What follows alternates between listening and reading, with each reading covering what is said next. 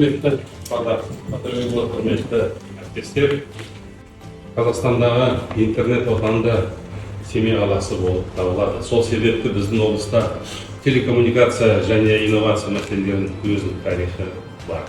Шынында да мынау іс-сапардың аясында үлкен қомақты мәселе талқылануда. Облысымызда 331 елді мекен бар. Солардың 116-сында интернет мүлдем жоқ. Бұл мәселелерді шешу үшін біз арнайы жол картаны құрдық осы Семей облысы бойынша. Жалпы бүгінгі таңда біз тексеріс жұмыстарын жүргізудеміз.